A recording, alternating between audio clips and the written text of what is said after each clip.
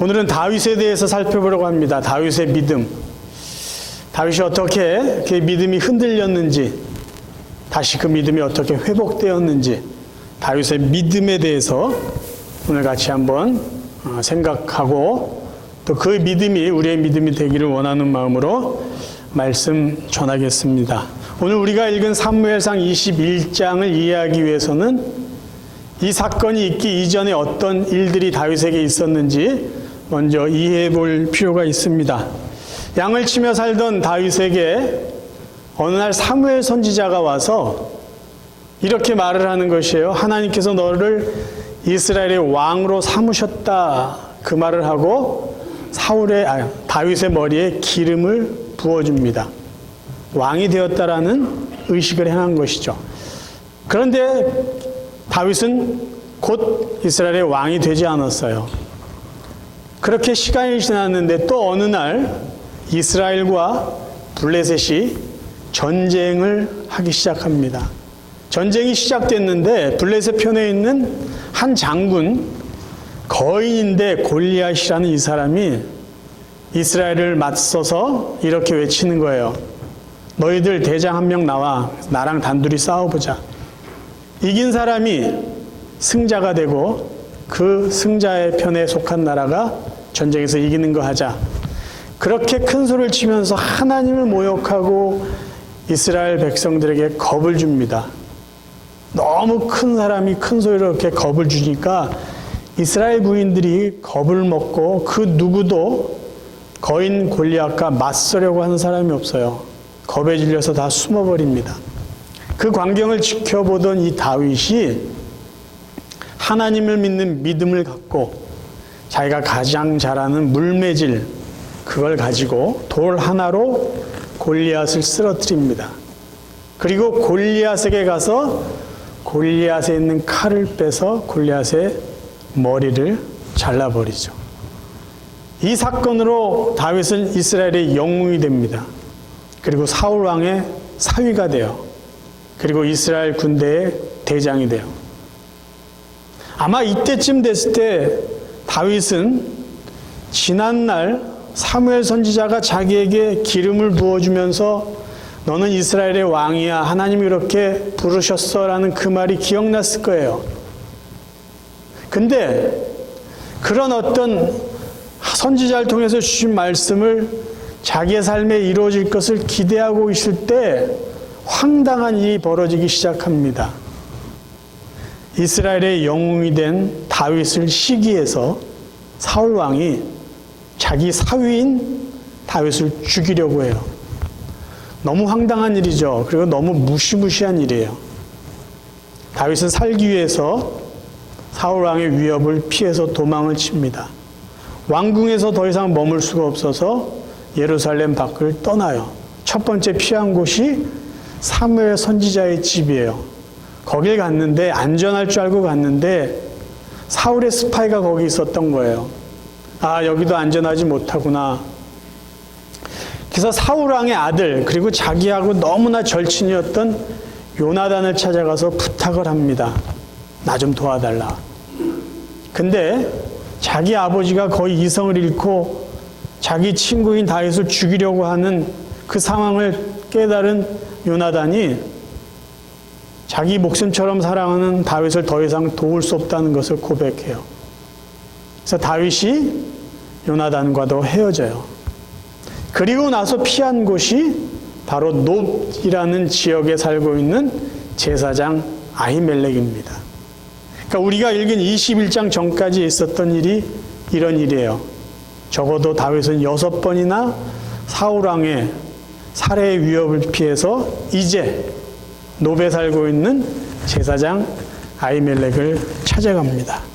그리고 그 다음에 벌어진 일이 오늘 저희들이 읽은 내용이에요.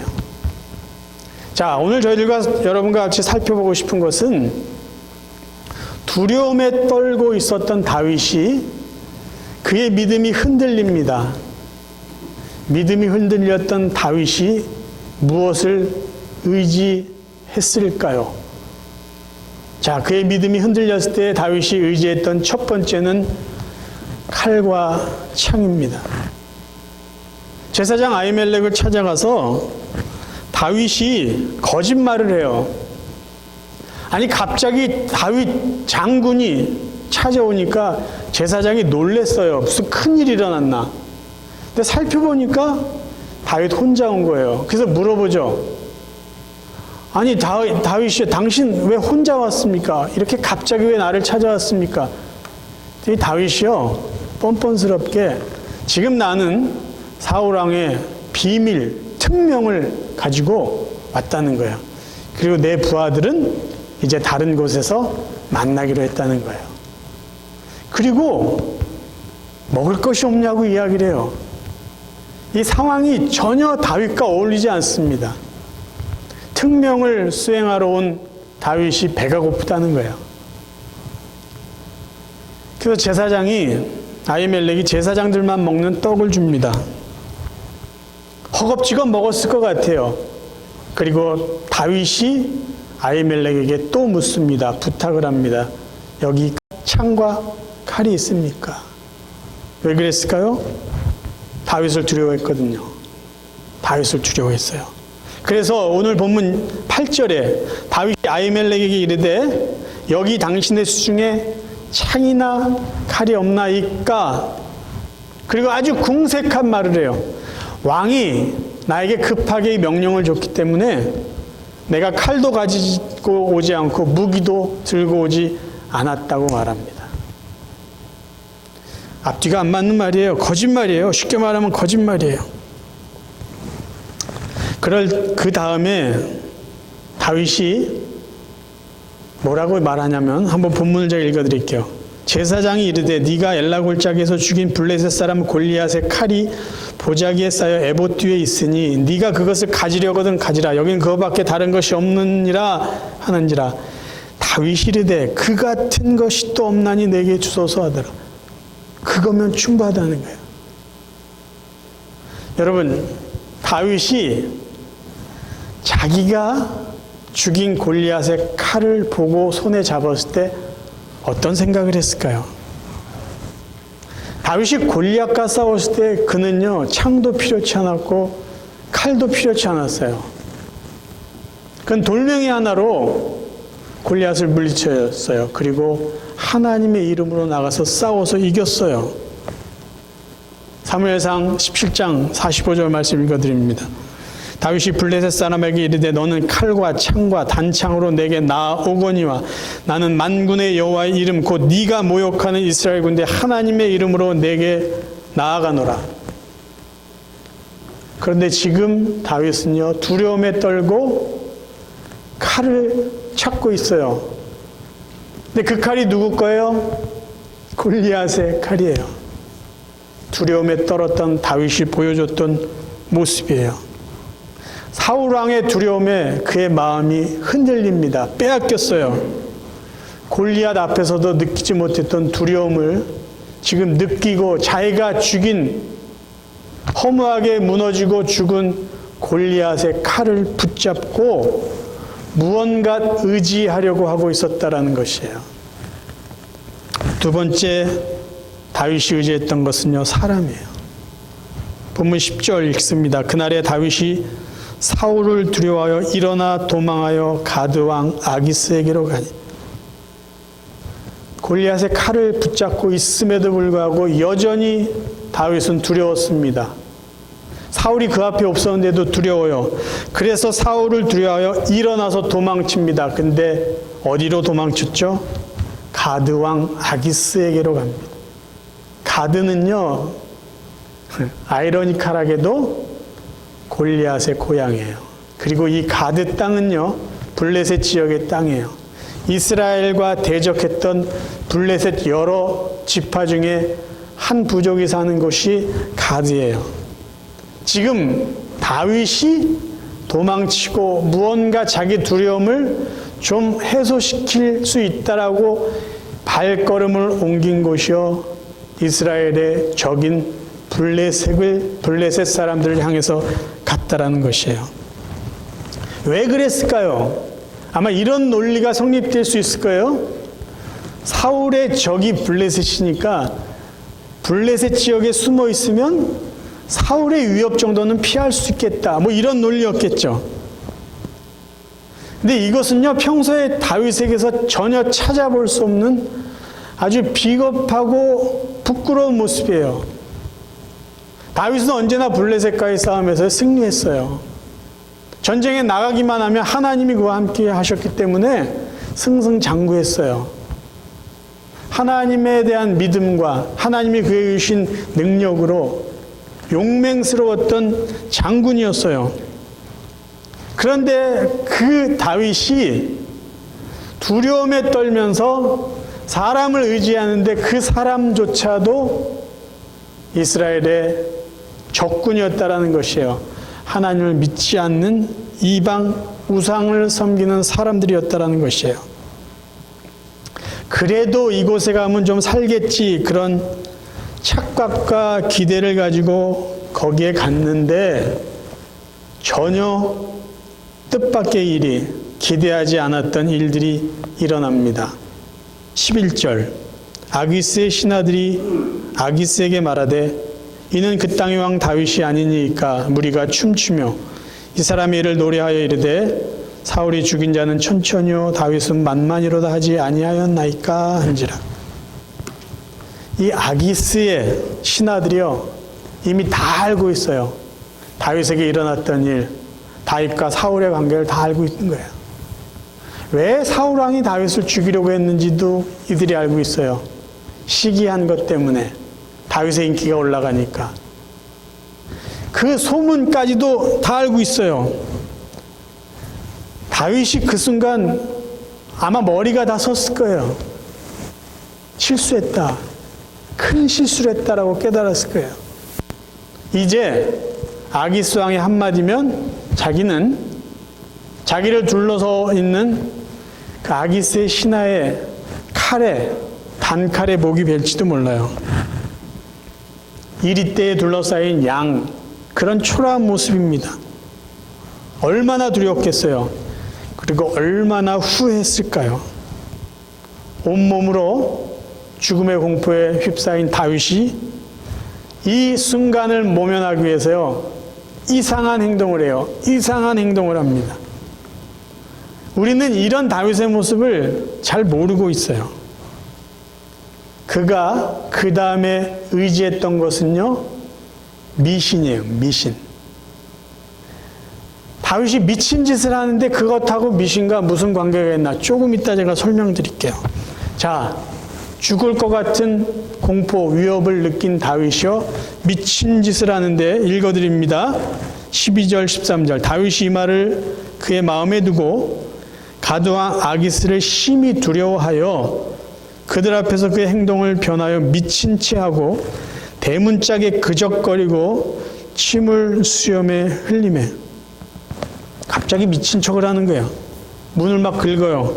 침을 흘려요. 얼마나 침을 많이 흘렸는지요, 수염에서 흘러내릴 정도예요. 누가 봐도 다윗은 지금 미친 사람이에요. 그것을 보고 아기스 왕이 이렇게 말합니다. 아기스가 그의 신하에게 이르되 너희도 보거니와 이 사람이 미치광이로다. 어찌하여 그를 내게로 데려왔느냐. 얼마나 지금 부끄러운 모습이에요. 한 나라의 군대 장관, 이스라엘의 왕이 될 사람이에요. 근데 지금 미친 척을 해요. 살겠다고. 그럼 이것이 왜 미신과 어떤 관계가 있는 것일까요? 맥스 루케이도라는 미국 목사님은요, 그의 책에서 이렇게 이 부분을 설명해요. 블레셋 사람들은 다곤신의 악령에 사로잡히면 남자들은 생식 능력이 떨어지고 여성들은 불임 상태에 빠지며 아이들은 목숨을 잃고 동물들은 먹은 것을 토하게 되었는데 지금 다윗이 보이는 증세 역시 같은 이유라고 생각했다라는 것이에요. 그래서 지금 이 사람들은 누군가 이런 발작을 일으키면 즉시 마을에서 쫓아내버렸다. 왜요? 광야를 헤매다가 죽게 하려는 속셈이었던 것이라는 거예요. 그러니까 이 부분을 좀 쉽게 설명하면 이거예요. 블레셋 사람이 섬기는 그 다곤이 어떤 사람에게 뭐 악을 행하던가 해코지를 할 때 악령을 그들에게 보내면 사람들이 미친다는 거예요. 근데 그들을, 이 사람들은 굳이 죽이려고 하지 않고, 왜? 부정타니까.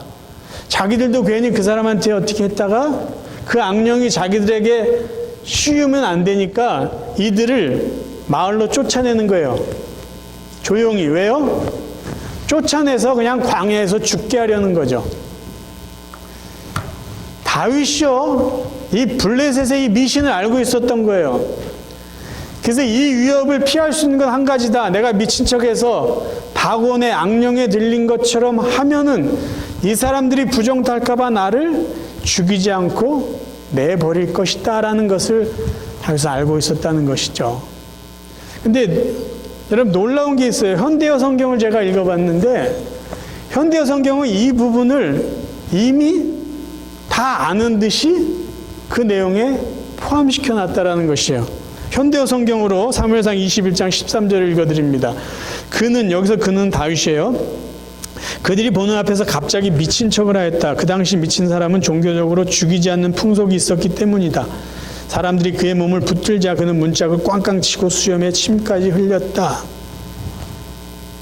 다윗은요, 지금 계속해서 잘못된 길로 가고 있었어요. 칼을 의지하면 두려움이 없어질까? 아니었어요. 계속 두려웠어요. 사람을 의지하면 이 두려움을 좀 벗어날 수 있을까? 아니에요. 더 큰 두려움이 왔어요. 칼도 사람도 그 누구도 그 무엇도 자기를 지켜줄 수 없고 보호해 줄 수 없고 자기에게 평안을 줄 수 없다는 것을 다윗이 깨닫습니다. 비참한 상태에 깨닫게 돼요. 그리고 이제 다윗은 광야로 피합니다. 다윗이 선택할 수 있는 곳은 이제 광야밖에 없어요. 광야로 정말 초라한 모습으로 피한 다윗은요, 아마 광야의 햇빛을 피하기 위해서도 였을 거예요. 굴을 찾아갑니다. 아둘람 굴이에요. 그리고 거기서 다윗은 잠을 자요. 평안해진 거예요. 그가 잠을 잘 수 있었던 것, 쉴 수 있었던 것은요, 마음이 평안한 것이죠. 그리고 다윗이 느낀 게 있어요. 이곳이 가장 안전한 곳이구나. 그리고 다윗은 광야에서 10년의 세월을 보냅니다. 왜 광야가 다윗에게 안전한 곳이었을까요? 광야는요, 다윗이 하나님만을 의지할 수 있는 곳이에요. 하나님만을 바라볼 수 있는 곳이에요.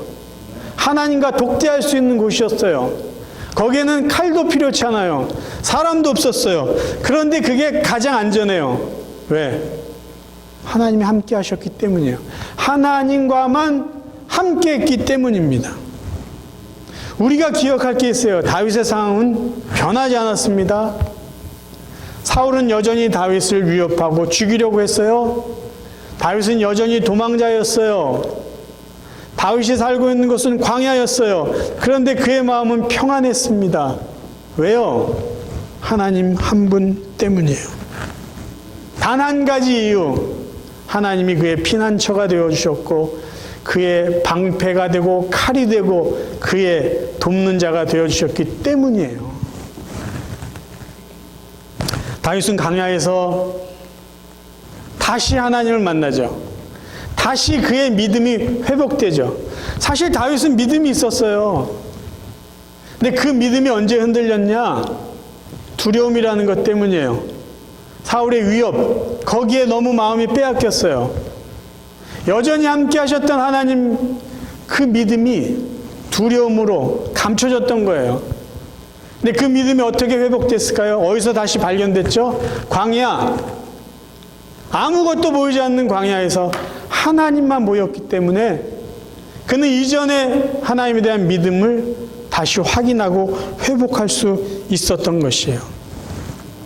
다윗의 시편을 보면 자주 반복되는 단어가 있어요. 피난처, 산성, 바위, 요새 이런 거예요. 그런데 이것이 다윗에게 자주 고백됐다라는 것은 하나님이 나의 피난처고 요새고 산성이 되어주셨다라는 믿음의 고백이라는 것이에요. 대표적인 시편 57편을 살펴보려고 합니다. 근데 이 57편에 제목이 있어요. 시편 57편 다윗이 지은 시의 제목은 다윗이 사울을 피하여 굴에 있던 때에 라고 되어 있습니다. 제가 읽어드리겠습니다. 하나님이여 내게 은혜를 베푸소서, 내게 은혜를 베푸소서. 내 영혼이 주께로 피하되 주의 날개 그늘 아래에서 이 재앙들이 지나기까지 피하리이다. 내가 지존하신 하나님께 부르짖으며 곧 나를 위하여 모든 것을 이루시는 하나님께로다. 그가 하늘에서 보내사 나를 삼키려는 자의 비방에서 나를 구원하실지라. 하나님이 그의 인자와 진리를 보내시리로다.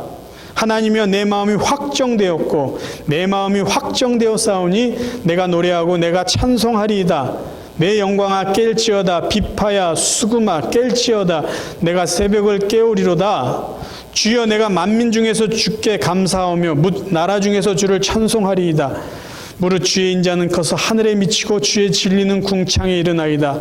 하나님이여 주는 하늘 위에 높이 들리시며 주의 영광이 온 세계 위에 높아지기를 원하나이다.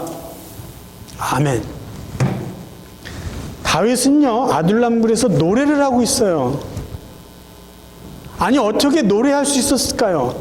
그렇게 두려워하고 벌벌 떨던 살겠다고 미친 짓까지 했던 다윗이 어떻게 노래할 수 있었을까요? 57편 7절을 우리가 쉬운 말 성경으로 한번 읽어드릴게요. 오 하나님 그러므로 내 마음이 확실히 정해졌고 내 마음이 편하고 든든해졌습니다. 이제 나는 내 마음을 다해 주를 노래하고 찬양하렵니다. 지금 누구에게 고백하는 거예요? 하나님. 아니 광야에 나왔더니 하나님이 여기 계셨군요. 그래서 노래할 수 있는 거예요. 내 마음이 확실히 정해졌습니다. 이제는 칼이 아닙니다. 이제는 사람이 아닙니다. 하나님입니다. 내 마음이 든든해졌습니다. 너무 편해졌어요. 제가 다시 하나님을 노래합니다. 하나님을 찬양합니다. 그 고백이 바로 시편 57편입니다. 광야에 나오니까 아무것도 없어요. 아무것도 없어요. 그런데 그곳에 하나님이 계셨습니다. 그 하나님이 다윗의 피난처가 되어주셨고 다윗의 요새가 되어주시고 다윗의 보호자가 되어주셨어요. 그래서 다윗은 다시 노래할 수 있었어요. 다시 찬양할 수 있었어요. 여러분 지금 다윗이 서 있는 곳은요 오래전에 양을 치면서 여호와는 나의 목자이십니다. 그래서 내게 부족함이 없습니다 라고 고백했던 그 광야예요. 그 광야예요.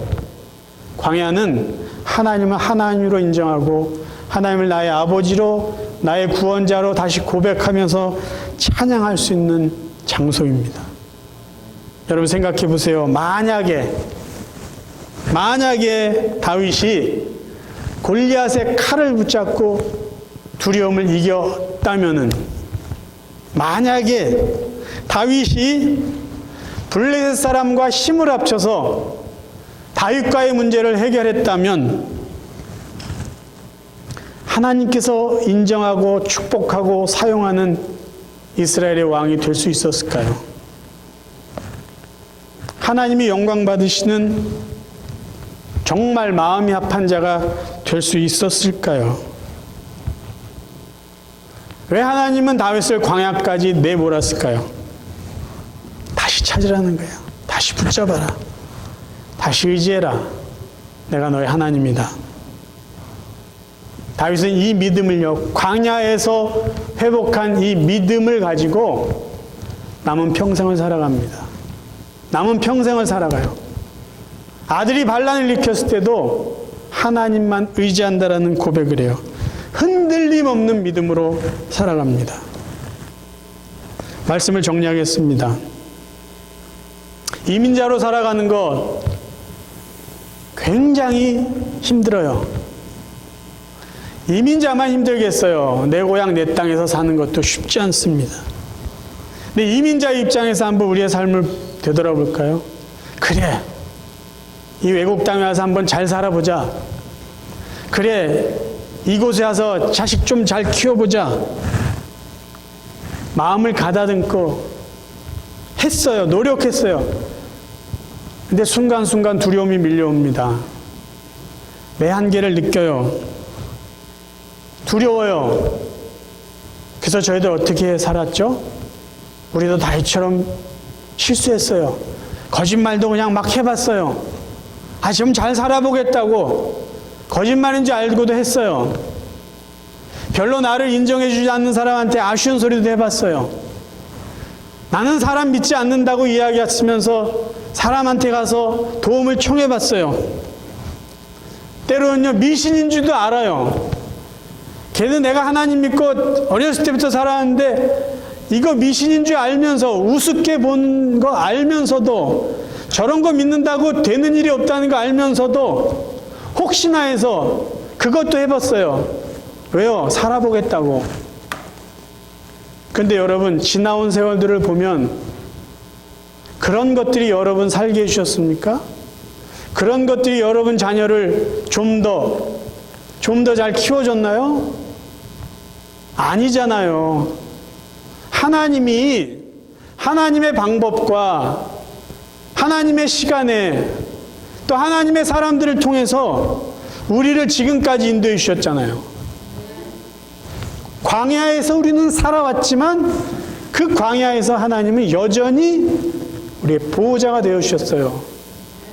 우리도 다윗처럼 이 광야의 경험이 있기 때문에 우리도 다윗 같은 실수를 했지만 우리도 다윗처럼 하나님을 노래하고 찬양할 수 있어요. 하나님은 나의 피난처이십니다. 나의 요새이십니다. 나의 보호자이십니다. 광야는 우리가 하나님을 만나고 하나님께 다시 한번 우리의 믿음을 확실하게 붙잡고 하나님을 찬양할 수 있는 곳이에요. 사랑하는 성도 여러분, 살아가는 것 자체가 요즘에는 더 힘든 시대예요. 코로나19라는 바이러스가 이제 좀 끝나기를 바라는데 변이 바이러스 이래가지고요, 이전보다 더 불편하게 살아갈 수밖에 없는 현실이에요. 은퇴를 앞둔 분들, 은퇴하면 뭐 하며 살까 걱정하세요. 그게 우리 현실이에요. 막막합니다. 저희들의 삶은 여전히 광야예요. 광야가 없어진다는 보장이 절대 없어요. 그런데 우리는 노래하면서 살아갈 수 있어요. 왜? 하나님이 이 광야 같은 세상에서 우리의 피난처시고 우리의 보호자시고 우리의 아버지시기 때문이에요. 그래서 여러분, 저와 여러분의 남은 삶이요, 다윗의 고백처럼 여호와는 나의 목자시니 내게 부족함이 없습니다. 광야에서 했던 고백이에요. 이 고백을 날마다 하나님 앞에 드리면서 남은 삶을 믿음으로 승리할 수 있기를 주님의 이름으로 축원합니다.